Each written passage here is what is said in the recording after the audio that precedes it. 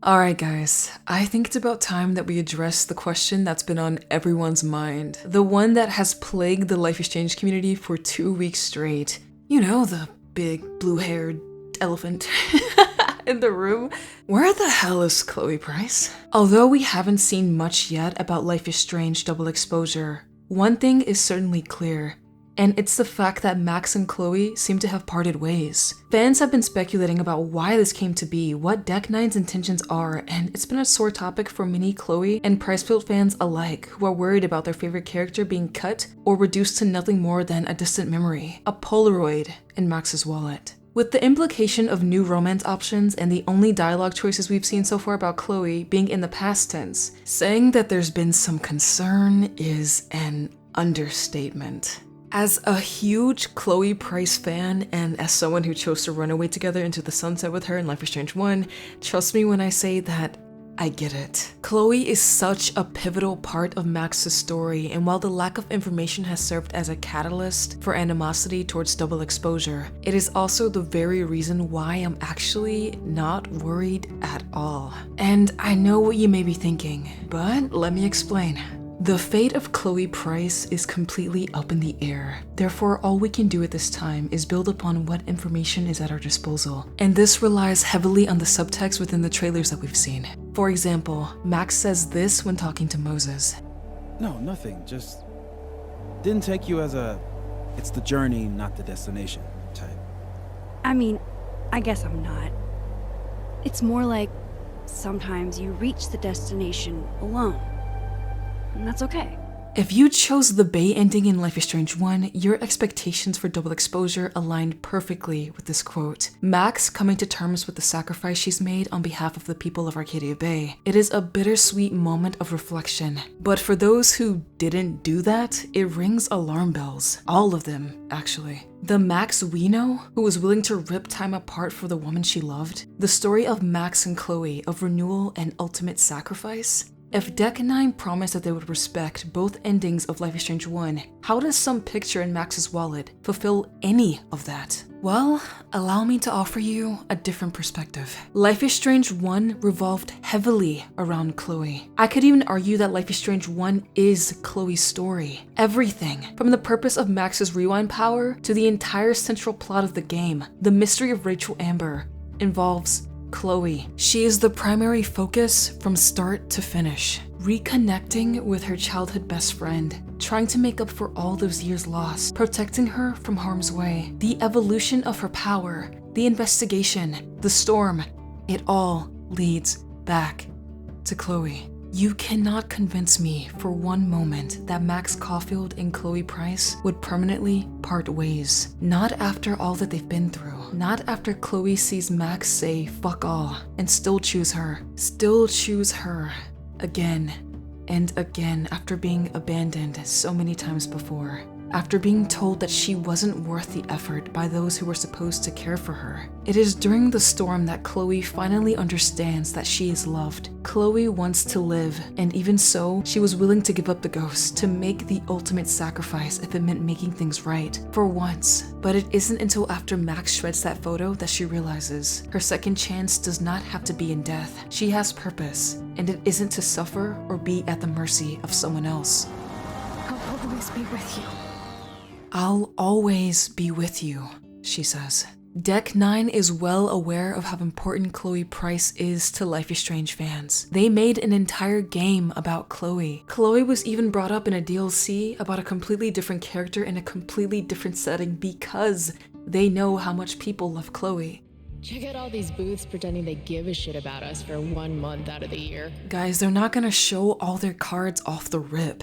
They could have easily left Chloe out of the reveal livestream and kept us in the dark, but it was a deliberate choice meant to spark interest and conversation. It is because of this, because of Max's complex relationship with Chloe, that I believe her to be safe. Of course, I don't know the extent of what Chloe's involvement will be, but if they brought back Max, is it really that impossible for Chloe? And okay, let's say their relationship isn't in tatters. It still doesn't explain what looks like separation. Chloe says she'll always be with us, so what's up? Well, what if I told you that it doesn't have to be a bad thing? Of course I want to see Pricefield again, and my ultimate fan dream is for Chloe to pull up and whisk us away in her pickup truck.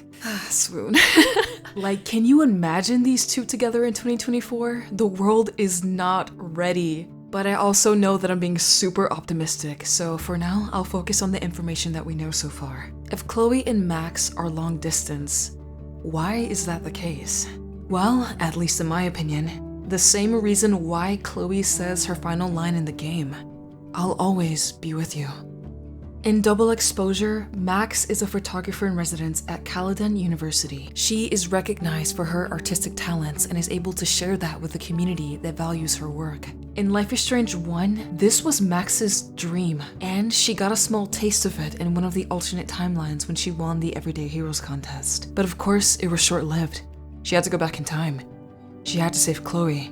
There was no other option, but now there is. Chloe knows how much Max's art means to her. One of the first interactions that you have with Chloe involves her giving Max her father's camera. Chloe hesitates, but despite the camera being sentimental, she knows it would mean the world to Max and gives it anyway. Max has loved taking photos since she was a kid. Chloe knows this, and her support throughout the entire season is unwavering. So tell me, what does Max Caulfield do for fun now that she's a grown-up? I take photos of me, the world, everything. It may sound sad, but I have a blast. It doesn't sound that sad. I'm happiest when I've got a great image in my lens. I'm not lonely, not afraid. Now that's more inspiring. I don't feel so totally hopeless. I can't even submit my photo to represent. I just don't want to be rejected. Every great artist gets rejected before they get accepted. So you have to enter a photo. What do you truly want to do when you grow up? Max, I'm already grown up. What about you? Travel. That would be awesome. Explore the world, go far from here. Far from me? Thanks a lot, dude. Dude, you would totally come with me. I need a bodyguard for our adventures. I would be like Lara Croft, except real. That would be majorly cool. Totally. We'd have cars and boats and planes all over for instant escape. And no adults could tell us what to do. Count me in. What would you do while I was bodyguarding you? Maybe take pictures of our adventures. I would love to be a photographer. As if I ever could be. What are you talking about? Max, you are a photographer. Your pictures could be in a museum. Someday they will. I believe in you. With it being a 10-year time jump, as Max is nearing her 30s and has had at least some time to heal after the storm, it makes sense that perhaps she's seeking some stability, or a means to start again after everything was taken from her. And I think Chloe, as loyal and fiercely loving as she is, would support Max in finding that 100%. Chloe knows that she was linked to the storm, that Max made the ultimate sacrifice for her. So why wouldn't she want her to find what she's looking for? Why wouldn't she want Max to have her second chance too? But that leads us back to point one. Why isn't Chloe there? Again, 10-year time skip. Perhaps Chloe has also found her calling and she and Max are long distance at the moment. Or maybe she is around and we just don't know it yet. Either way, Max and Chloe's relationship doesn't have to be all or nothing. And when it comes to the new romance options, keep in mind that there are other demographics who are just as excited as we are. People who chose the Bay ending. People who haven't played Life is Strange 1. People who saved Chloe but didn't romance her. People who just want some other options. Providing more does not automatically equal less. Guys, there is a very high chance that Chloe is going to be just fine. When it comes to marketing, getting people talking is everything. And what better way to do that than Chloe Price? Alright, those are my thoughts on Chloe Price and Life is Strange Double Exposure. Thank you to everyone in the community who's been sharing their theories. If you'd like to share your thoughts on Chloe Price, feel free to leave me a comment if you'd like. I love hearing from you guys. Also guys, we have just hit 1,000 subs on the channel. Thank you so much for your support. It is beyond me. I'm still quite new to this whole YouTube thing, and just engaging with you all has been such a wonderful experience so far. I'm having so much fun just being super nerdy and shit. So thank Thank you. If you found yourself enjoying this video, please consider hitting subscribe and leaving a like to support the channel. I would really appreciate it. And I have a Discord, which has the coolest people ever. Just saying, you can join us if you want. We're all super excited about Life is Strange, and we'd love to have you. Thank you so much for watching, and I'll see you all later. Bye bye.